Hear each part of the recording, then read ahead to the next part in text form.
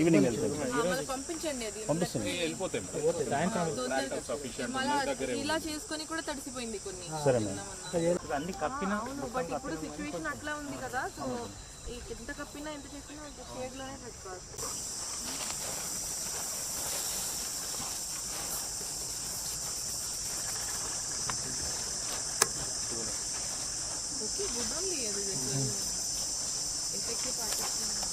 Side కొంచెం అంతా cleaning లేదు, క్లీనింగ్ కల్చర్ లేదా ఇక్కడ? యాక్చువల్గా 2 years బ్యాక్ ఒక వెరైటీ వచ్చింది 1154 1150, అప్పుడు బాగా తాలు వచ్చింది. గ్రేడింగ్ సరిగా లేక ఉండేది.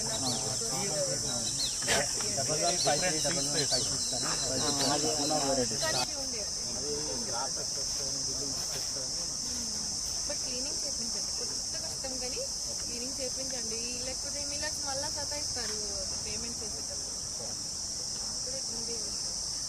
మా వాళ్ళు వచ్చేస్తారు క్లీనింగ్.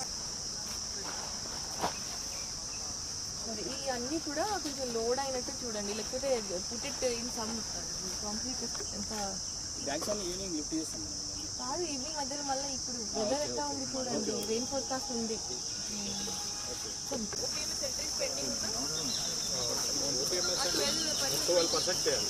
ఓపీఎంఎస్ ఎంట్రీస్ ఏ రోజుకి ఆ రోజుకి కంప్లీట్ చేయండి.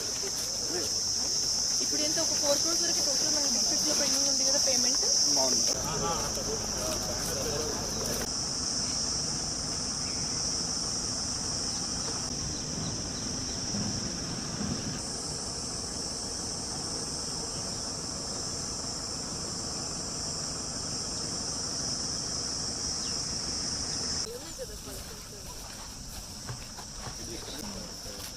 ఇంకా 3-4 days పడుతుంది.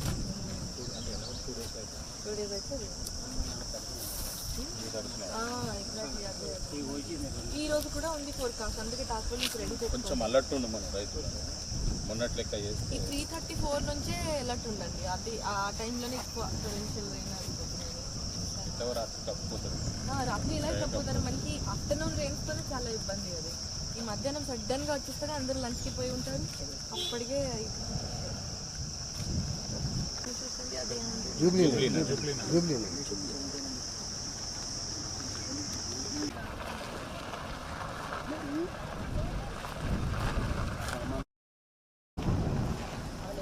మేము కూడా చెయ్యనంటే కూడా అసలు వినట్లే మేడం. అస్సలు మేము పట్టమంటే ఇప్పుడు మొత్తం నెరవడి పడిపోతున్నాము. మేము కాదు మేడం అని చెప్పేసి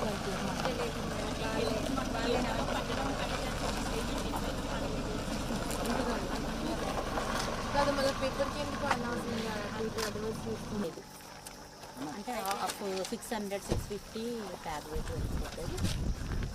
మిగిలింది 1.3 తాలు దానికింత. ఇక్కడ ఎంతమంది? ఇక్కడ కాకుండా ఇంకా అటు లోపల కూడా ఉంది మేడం, మనకి ఇక్కడ ప్లేస్ లేదు మేడం. అంతకుముందు టోకెన్స్ ఇచ్చినాం సరే, వాళ్ళు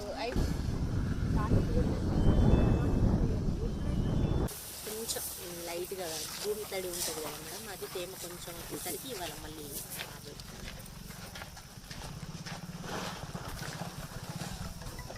ఇప్పటికీ 13 వస్తుంది.